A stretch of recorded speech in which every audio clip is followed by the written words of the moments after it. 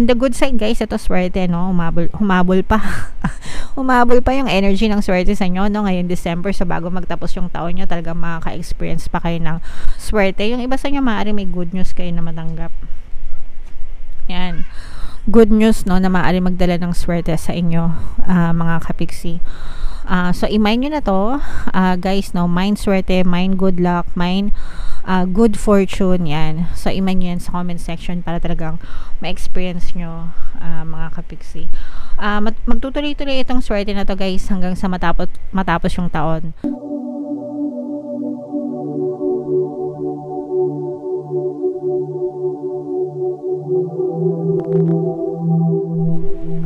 Hello guys, hello Gemini, welcome back to Pinay Pixie Tarot. Ang pamagat ng episode natin for tonight is monthly horoscope para ngayong December para sa Gemini, Sun, Moon, Rising, Sign, and Venus. General reading lang guys, pwede mag-resonate, pwedeng hindi, combination ng positive and negative energy. Sa dulo ng video, magkakaroon tayo ng yes or no pick a card reading. Ito yung deck na gagamitin natin. Pwede kayo magtanong guys ng isang tanong, answerable by yes or no, tapos titingnan natin yung sagot ng tarot sa inyo. So sa dulo ng video yan mga kapiksi, kaya make sure na tapusin yung video hanggang sa dulo. So, tingnan natin yung mga mensahe para sa inyo ng inyong mga anghel gabay right now. We have not the right time. Meron din tayong don't stop, okay? And another message from the universe. Look for a sign. So, ito mga kapiksi, no? Wag tayong susuko, no? Wag tayong susuko. Wag titigil. Don't give up. Don't stop. You have to persist in your desire. If you want it, kung gusto nyo talaga yung gusto nyo, hindi nyo siya susukuan, mga kapiksi. Okay? It may be not right now. It may be no right now. Ibig sabihin, pwedeng hindi kayo nakakita ng movement. Pwedeng hindi kayo nakakita ng evidence sa iyong physical reality regarding doon sa mga bagay na pinagdadasal nyo. But it doesn't mean walang movement, no? Sometimes yung movement na sa background hindi natin nakikita. So, for example, gusto mong ma-release yung iyong visa, ganyan, visa, matagal nang naka-apply, matagal nang naka-pending, hindi pa rin lumalabas, hindi mo pa rin nakukuha, wala kang update, wala kang balita. Okay, so pagka sa mga ganon, no movement, no signs, may mga assumptions tayo na sometimes nananega tayo, baka hindi na ma-approve, bakit ang tagal-tagal, bakit wala pa, baka hindi na siya matuloy, mga ganyan.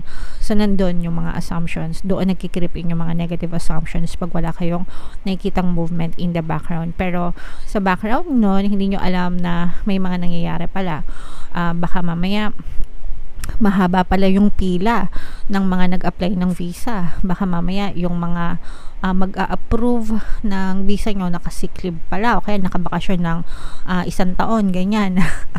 Naka-maternity leave, tapos yung delegate niya baka hindi masyadong maalam o hindi masyadong marunong sa approval process, so inaaral pa, kaya nade-delay yung pag-approve ng mga visa nyo. So hindi nyo alam yung nangyayari sa background, mga kapiksi, okay? But it doesn't mean na walang movement, no? Everything, there's always movement, mga kapiksi. And you will definitely see more movement kapag mas nag-focus kayo, mas nag-persist kayo, okay? So, you have to persist, don't stop. Yung sinabi ko kanina, example lang yon, okay?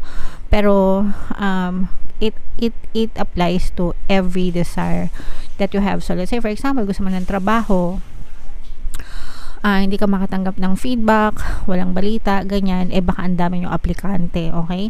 Baka yung nagre-review ng interview nyo, application nyo is may quota lang na ganitong applicants lang yung nire-review niya everyday, no?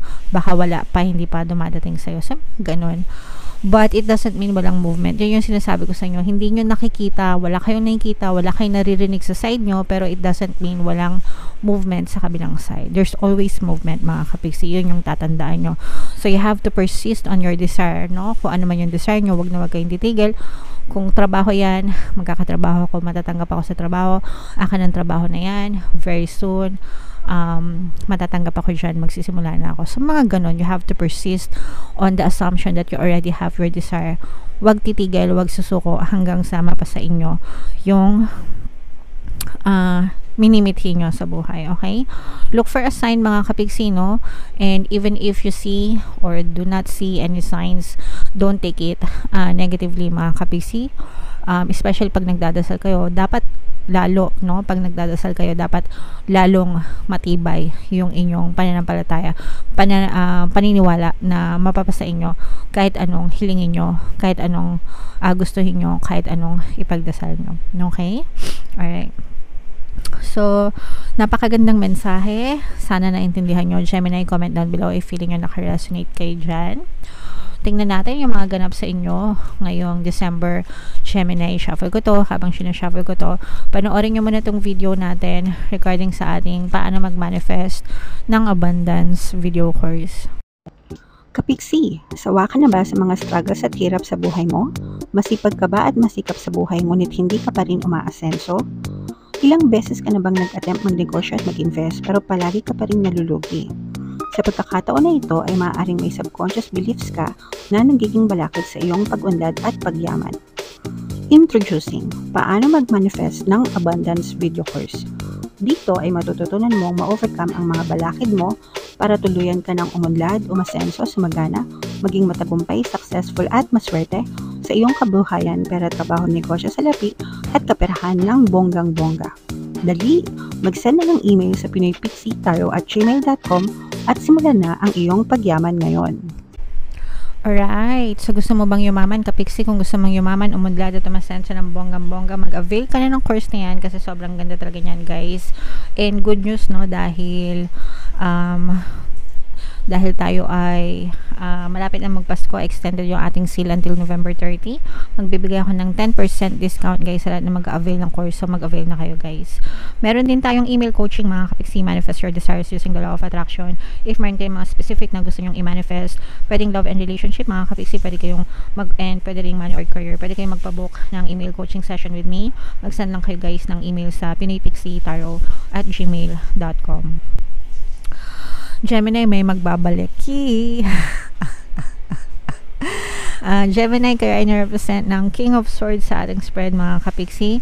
Nararamdaman natin na maaari may magparamdam sa inyo, no? May magbabalik, may magre-reconnect sa inyo. Pwedeng ex-person ito mga kapiksi, pwedeng ex-lover, ex-partner, ex-person. Pwede rin naman ng mga kaibigan nyo from the past, panahon ng buhay nyo, yung mga dati nyong kaibigan, kaklase, ganyan. Pero I'm sensing na this is more on romantic relationship na maaring makipag-reconcile. Yung mga relationship issues, ganyan, kung meron kayong mga relationship issues. Strong water sign energy mga kapiksi, Cancer, Pisces, Scorpio. Kung kayo ay may relationship issues, let's say for example, meron kayong karelasyon right now, tapos meron kayong issue, mga nag-aaway kayo, ganyan, o kaya matagal na kayong hindi nag-uusap, maaari magparamdam itong person na to, tapos yun yung magiging dahilan para makarecover yung inyong relationship, no? So pwede mag-rebound yung relationship nyo, pwedeng ma-rekindle, pwedeng maging ma-okay ulit yung relationship nyo. Doon naman sa mga ex na magpaparamdam, wala lang. Parang magpaparamdam lang sila sa inyong mga kapiksi. Okay? Alright. So, yun yung nakikita natin na isa sa mga kagandahan. For some of you, you will be you might face some kind of competition. And itong competition na to, guys, this is more on a healthy competition. Kasi maaring nitong ilabas yung the best mo, okay? Kung ito ay competition sa trabaho, pwedeng mapalabas nito yung iyong kagalingan, no, sa paghahanap buhay. Kasi may mga ganon. Competition is part of our lives, mga kapiksi, no? Simula ng mga bata tayo, di ba? Palagi ko sinasabi sa inyo, mga elementary pa lang tayo, kinder, ganyan. Nursery, yan. Kapag may tanong si teacher, di ba? Mag-uunan kayong magsagot. Kapag alam niyo yung sagot, syempre. Mag-uunan kayong magtaas ng kamay. Ma'am, sir, teacher, yan. Tapos, pag alam niyo yung sagot, kayo yung tatawagin, di ba? Pag sinwerte kayo. So, ganon, no? Hindi siya destructive, kumaga. It's constructive para sa inyo. Kasi itong competition na to, whether sa negosyo ito or sa trabaho, mapapalabas nito yung best mo. So, you have to be grateful about this competition, mga kapiksi. Kasi, papalabasan nito yung best side mo. Alright? And, may mga new contracts for some of you, new contract signing, if meron kayong mga nakapending na mga pirmahan, ganyan, job offers, job negotiation offers, ganyan. And kung meron kayong mga kino-close na deal, mga kapiksi, no? So, pwedeng mapasa inyo yan. Pwedeng mapush yan ngayong December. So, i-mind nyo lahat ng magagandang reading, no? Mind reconciliation, yay! Mind ex na magbabalik. Kung gusto nyo magbalik, no? Mind new contracts yan, mind new agreement, mind signing of contracts, ganyan. So, i-mind nyo yan, i-comment nyo sa baba sa comment section para talagang ma-experience nyo sa inyong reality, guys. May mga wow, grabe. Swerte ito, mga kapiksi, no? Pero may mga magpapasakit ng ulo sa inyo. Guys, may mga stress. Yeah, meron kayong mga stress. I'm sensing na itong stress na to is yung competition. Kapag ka ito'y pinagbuhusan nyo ng atensyon, mga kapiksi, no? Kaya, ang importante talaga na kapag ka sa mga competition, wag yung ituon yung atensyon nyo dun sa competitor nyo. Kumbaga, ituon nyo yung atensyon nyo sa sarili nyo, no? Kasi, sabi ko nga, hindi naman may iwasan yung competition kahit saan meron yan. Ang importante is mag-focus kayo doing your alam niyo, doing your own work, di ba? Be good, be great, be great dun sa ginagawa mo para hindi ka ma-stress. Alright? So, may mga magpapasakit ng ulo sa inyo regarding dito sa mga competition na to. On the good side, guys, ito swerte, no? Humabol pa. Humabol pa yung energy ng swerte sa inyo, no? Ngayon December, sa bago magtapos yung taon nyo, talagang makaka-experience pa kayo ng swerte. Yung iba sa inyo, maaaring may good news kayo na matanggap. Yan. Good news, no, na maaari magdala ng swerte sa inyo, mga kapiksi. So, i-mind nyo na to, guys, no, mind swerte, mind good luck, mind good fortune, yan. So, i-mind nyo yan sa comment section para talagang ma-experience nyo, mga kapiksi. Magtutuloy-tuloy itong swerte na to, guys, hanggang sa matapos yung taon and hanggang sa pagpasok ng 2024 nyo, okay? So, magandang sign ito kasi matatapos yung taon mo na swerte ka and magsisimula yung 2024 mo na swerte ka, okay? So, i-comment nyo na yan sa baba, guys, no? Swerte ako, swerte ako, swerte ako. Swerte ako sa lahat ng aspeto ng buhay ko. So, ako yan, everyday ko yan sinasabi. So, sabihin nyo din, guys, para swertehin din kayo. Alright? So, yeah, yan ang iyong reading, Gemini. Comment down below if naka-resonate kayo. Dito na tayo sa ating yes or no pick a card reading. Huminga ng malalim, guys. Tapos tanong nyo sa isip nyo yung gusto nyong malaman, isang tanong for December. Tapos pili kayo ng isang card. Habang sinashuffle ko to, guys, no, meron tayong membership program dito sa ating channel.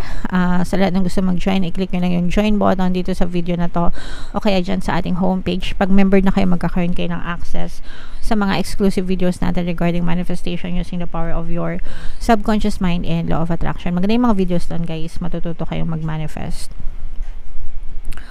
Okay, so hinga ng malalim. Tapos itanong nyo sa isip yung tanong nyo.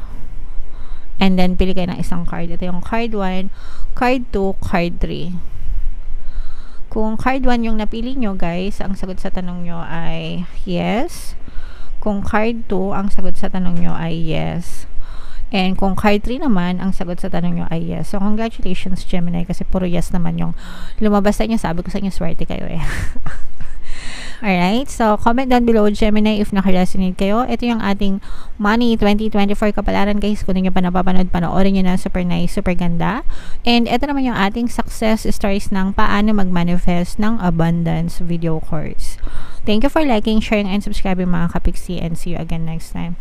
I love you all, guys. Have a nice day. Bye-bye.